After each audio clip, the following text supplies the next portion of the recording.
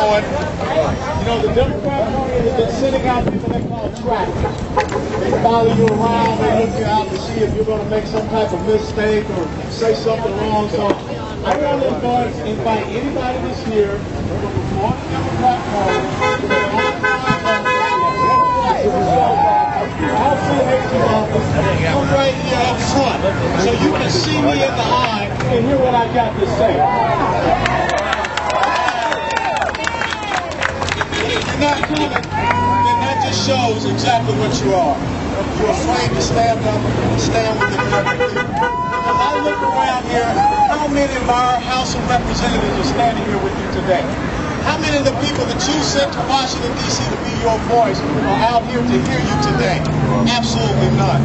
And that's why that storm is brewing. That's why that storm is heading to Washington, D.C. And it starts right here with each and every one of you. Because a lot of people say you're always out here preaching to the choir.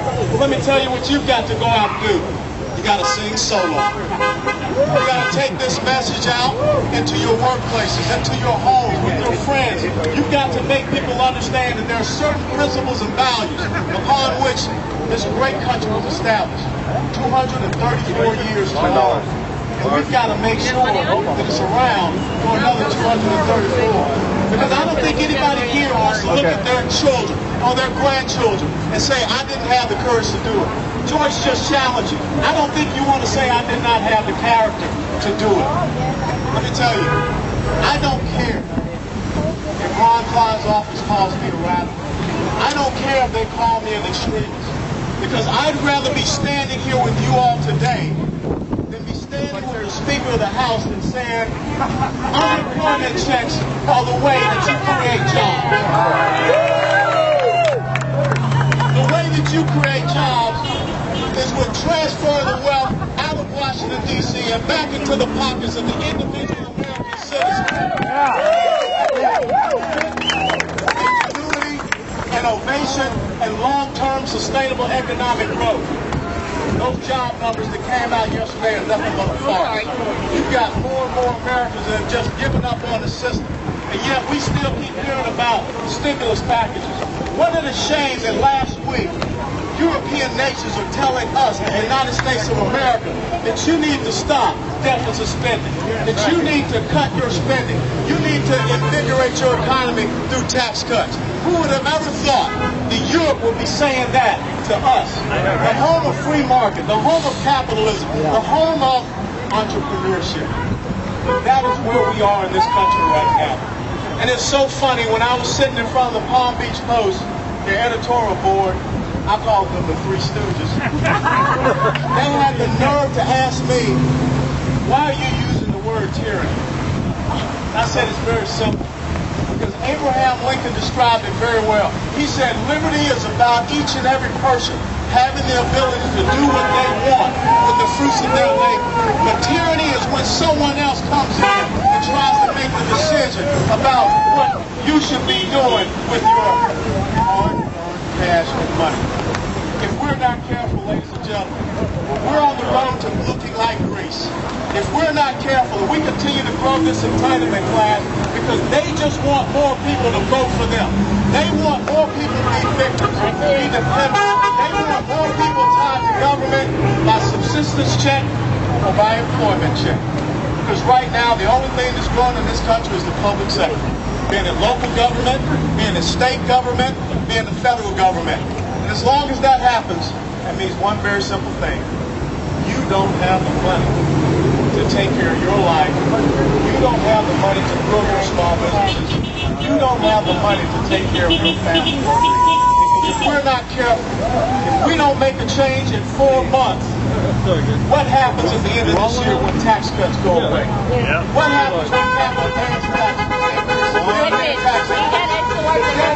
All of a sudden, this debt commission comes out and says we need to have a value-added tax on top of all the other taxes that we have.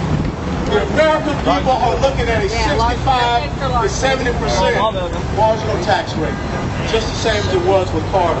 Except that's not for all Americans. That's only for the ones that are out there producing. And if we continue to break the back of those that are producing, it's over in this country.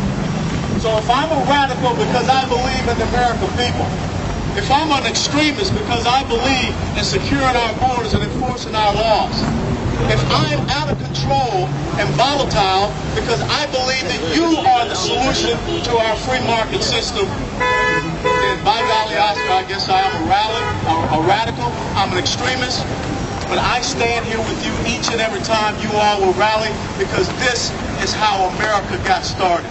You see those flags. You see the flag back there that has the Second American Revolution. The shirt that we wear, the flag up there, the Gadsden flag. We don't want people to tread on us anymore. We're sick and tired of the ruling class elitism that has become Washington, D.C. But understand one simple thing, ladies and gentlemen. Sheryl Crow this week called the Tea Party a bunch of angry, ignorant people.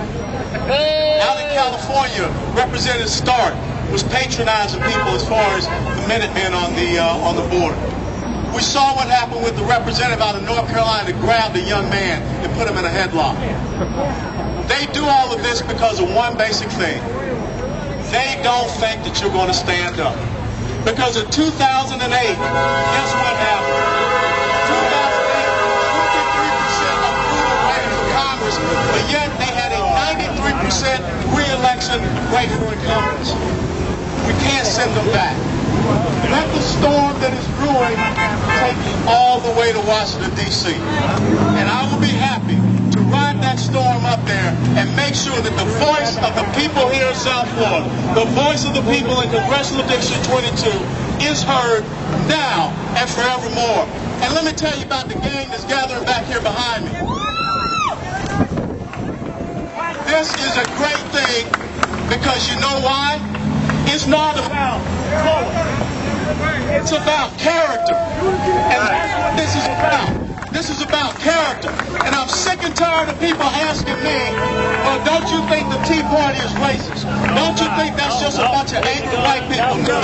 Because my parents brought me up in a way to understand that it's about individual responsibility and accountability.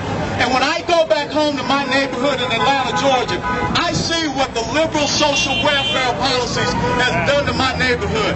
I stand with those brothers back there because we are not going to allow them to create a 21st century plantation where they continue to destroy future generations of young black men and young black women. Now is the time for all of us to come together as Americans. Now is the time that we stand with voices stentorian. Oh, I copied that word last night. That means really loud.